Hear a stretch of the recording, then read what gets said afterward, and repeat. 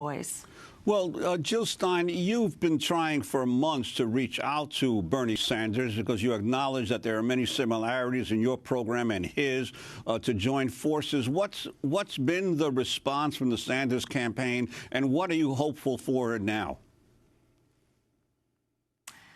Well, the response over the last several weeks has been the same as the response over the last several years. And in fact, the Green Party reached out to Bernie Sanders before the last election to see if he might be interested in running on the Green Party ballot line. And that was in 2011. And basically, we haven't heard back yet. So I'm not holding my breath that we are going to. And in fact, I think it was just yesterday that Senator Sanders announced that he would be meeting with President Obama to basically stay the course and to essentially move his campaign inside of the Democratic Party, which I think is a mistake and would be essentially an abandonment of the movement that has been built. We've seen many very principled and powerful efforts to reform the Democratic Party from within over the course of many years, and Democratic Party keeps marching to the right. So, you know, my hope, as Senator Sanders himself said, is that this is a movement, it's not a man. And my hope is that the movement will continue. And we've offered I've offered, basically, to put everything on the table and to see how we can work together and explore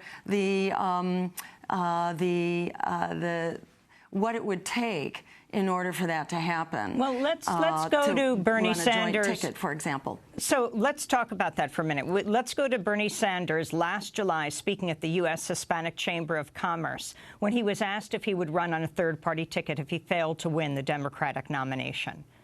If it happens that I do not win that process, would I run outside of the system? No, I made the promise that I would not, and I'll keep that promise.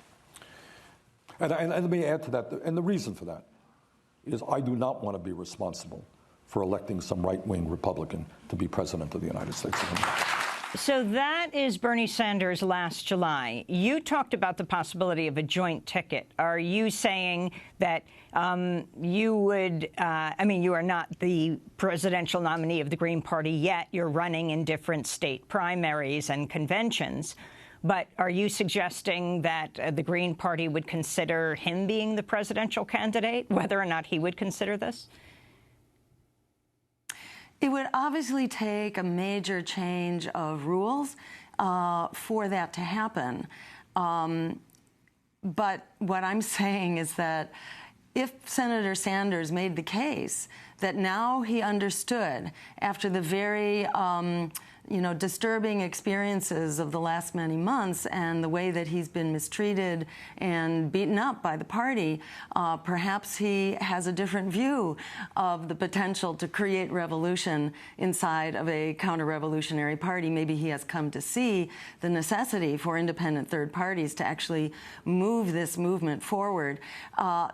That would be, that would be a game changer if he made the case that he has come to understand the critical need to build the Green Party as the political voice of that revolution. If that were the case, I think many things would become possible at that point for making the rules changes. I can't change those rules, but I can have those discussions with him and lay the groundwork for it. It would probably have to be taken to the Green Party convention. But in terms of my own view, I'm a physician, not a politician. I don't have a vested interest in a particular political career or a particular political office. My job is to do everything that I can to create an America and a world that we can live in and that we can survive in. And I would be very interested in having this discussion.